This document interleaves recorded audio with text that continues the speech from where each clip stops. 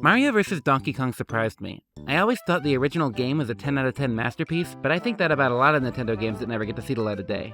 So when Nintendo announced this remake, I was pretty amped. If you've not played it, Mario vs. Donkey Kong is a puzzle platformer for GBA where you have to carefully navigate each stage's obstacles to get a key to a door, or collect all these presents, or save one of these guys. It's actually the fourth standard platformer in the Donkey Kong series, starting with, well, Donkey Kong. It doesn't play like this though. It plays like this. Mario is kitted out with a ton of acrobatic moves, and they're all really fun to casually whip out while trying to get through a stage. They're fun to do, and people think you look hot when you do them, so yeah. Because of the speed at which Mario moves and jumps, the game is very easy to get into a rhythm with. A real speedrunner's game. As far as this remake goes specifically, it's got a lot that makes it worth your time.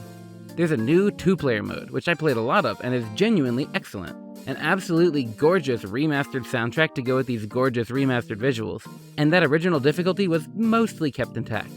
There is one massive crime this game commits, and believe it or not, it's actually removing the score counter. I actually really like getting high scores in this game.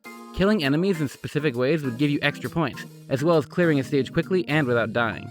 If you scored highly enough, the game would reward you with a gold star for the level, which would allow you to unlock extra stages, and that made me very eager to bring my A game to every single stage. I guess Nintendo heard people don't like scores anymore and was like, okay, scrap it, who cares? Now you get the gold star by getting all the presents, but I was already doing that, Nintendo! So it's a lot easier in that regard. Still, excellent remake, and I cannot recommend it enough.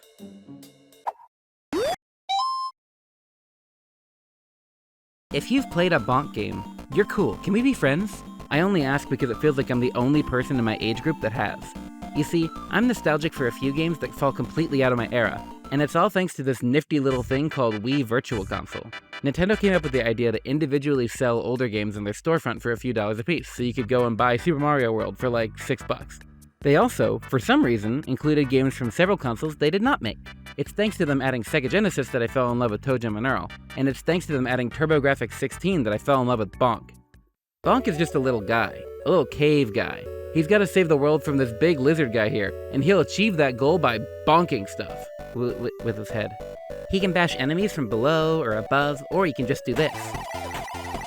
I basically love all of this franchise, but Bonk's Revenge speaks to me the most. It's got a great variety of levels, these super fun bonus stages, and collectibles that I actually want to get. There's only a few of these in each world, and if you get enough, you get a permanent health increase, so they're a really good motivator to explore. Anyways, play this game, it's really good. Antonblast is the best Wario-like I've played to date. This girl is a menace, and I love her. She'll absolutely tear through anything with her mace. You genuinely feel like an unstoppable force in this game. A canon event. A fixed point in time. It's definitely got fun Wario-like puzzles to solve too. I often miss 1 or 2 per level, so I know there's more to explore than I've seen thus far. Aesthetically, this is excellent too. It's very much meant to resemble Wario Land 4, but it has several influences. Like, these devs love Crash Bandicoot. They have nitro crates, a slide move, a spin move, a Crash Team Racing boost meter, and probably a dozen more things I didn't notice. With a killer soundtrack too, this game is the complete package, and I can't recommend it enough. Okay, full confession, I actually only played a few hours of this game. I got caught up on other stuff and never got back to it. That said, wow, is this game a breath of fresh air. They made a new 2D Zelda, first one in 9 years. And it's super weird and convention-breaking. You play as Zelda instead of Link, and you have no normal attack to speak of. You just have to Gmod objects and enemies around to do your bidding, and it's really, really fun. It's kinda like Zelda meets Kirby Milky Way Wishes, where you collect dozens of powers that you can summon at will when you need them to solve puzzles. I put this really high on my list just because it's such a novel concept I haven't seen Nintendo do before, and I love when they do weird stuff.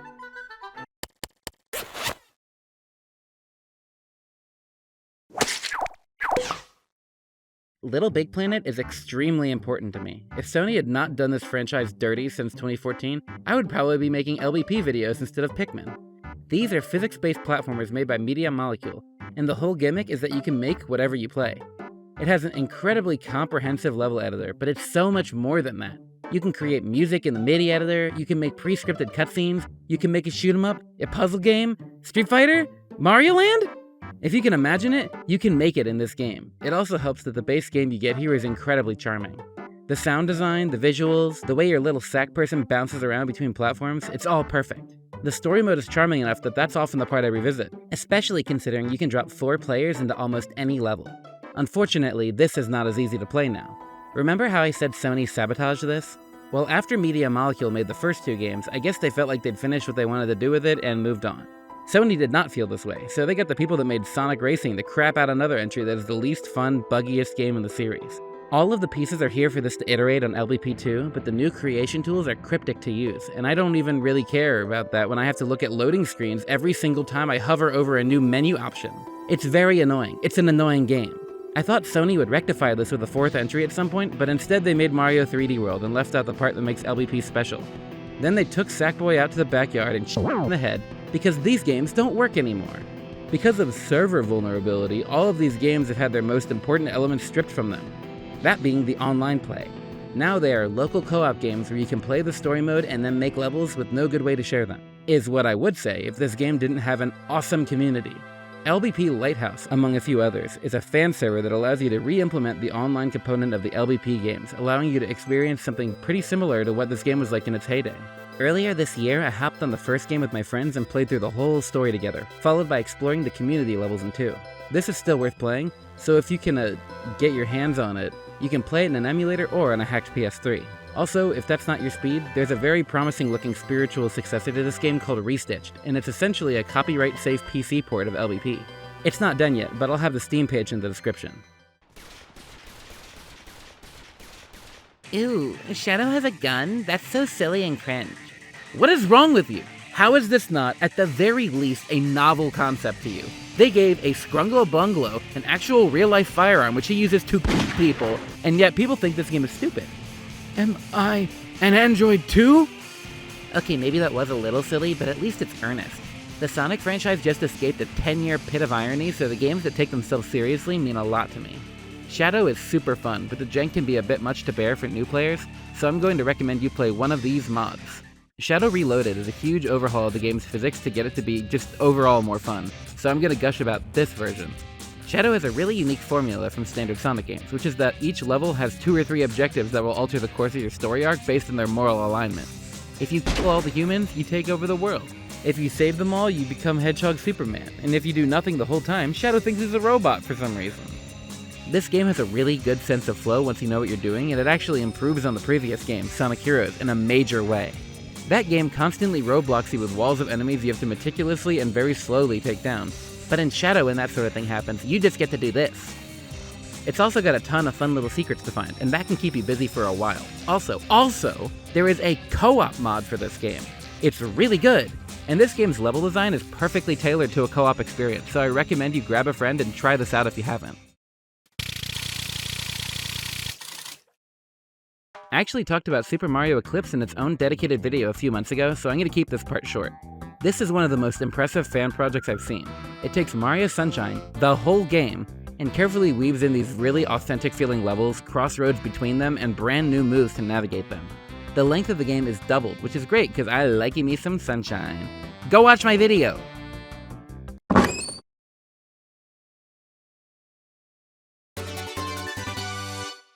Oh my god, they finally did it. Paper Mario bad. Paper Mario good, then Paper Mario bad. Good game, followed by bad game. Red Toads. You've probably heard all of that before, so let's get to the point. My favorite RPG franchise is back, and it looks better than ever. Aside from just doing an unbelievably good job updating the visuals while keeping them authentic, it also has a brand new soundtrack that I love. The original game had a baller soundtrack, but wasn't above reusing music for certain scenarios, usually the battles. The new soundtrack says, nah, there are like 10 battle themes now, and they're all based on your environment. They all slap too, here are a few examples.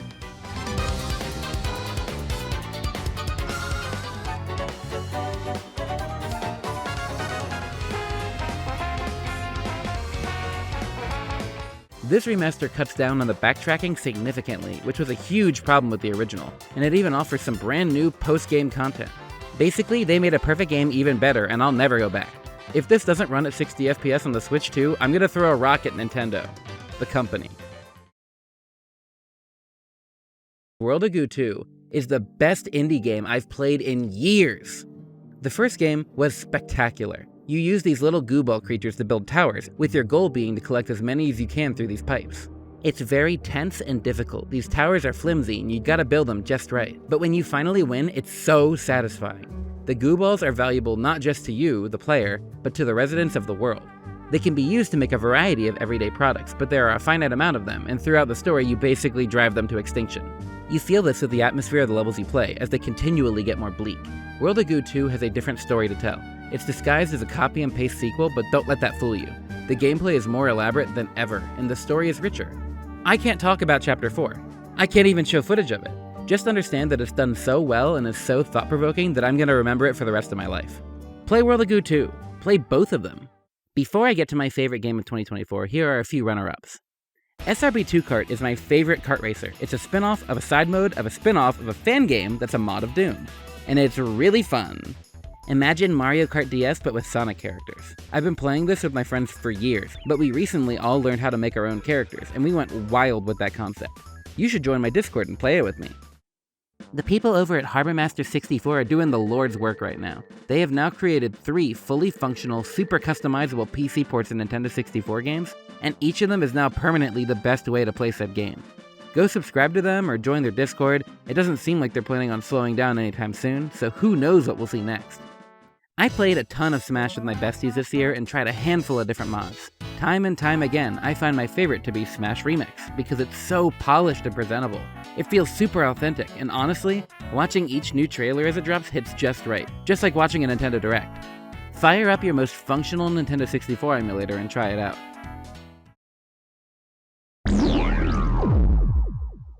Sonic games have been trying to find their footing, well, forever. There are great games, but each game offers a few concessions that make it less than perfect. I've especially felt this ever since Sonic Unleashed, where the boost formula became the default. In boost games, you go really fast all the time and you have to vaguely throw yourself towards whatever you want to do. And it can feel a tad simplistic at times. Even Sonic Generations had this problem, though I was far too excited about the returning stages to care all that much. Sonic stumbled his way through the 2010s, but then something cool happened. Sonic Frontiers happened. Yeah, this open world part is cool and all, but these cyberspace stages? Ooh, baby, there's something here. Suddenly I felt like I was in full control of Sonic and wanted to start optimizing my routes to get a better time. 1-2 has an exceptionally difficult A rank requirement. Because of that, it's my favorite stage in the game. However, these stages lack sauce. They all take place in recycled environments from Generations, which is kinda lame. This put Frontiers as really good for a Sonic game, in many people's eyes. Shadow Generations is really good for any game ever. It brings back old stages and remasters them, just like Sonic Generations, but with even better level design than Frontiers. There are branching paths and little shortcuts everywhere, and flying between them while moving at 1 billion speed somehow feels super cool and totally doable. This game really makes you feel like Shadow the Hedgehog. He's got the boost and the stomp and the chaos spear and the chaos control and the chaos control. He can freaking teleport and it's so good. He has wings. His dead sister and 2 gay dads are there and we finally get to learn more about them. Oh my god, they made him so cool. They made him so cool. Ah! You even get to play as Keanu, who clearly spent 5 minutes in the recording booth. His stage is really cool though, so who cares? But yeah, they made an S-tier Sonic game and I'm really jazzed about it. Go play this. I don't care who you are. Also, subscribe to my YouTube channel. Please leave a comment in the comments section and tell me your favorite game you played last year. Ta-ta for now.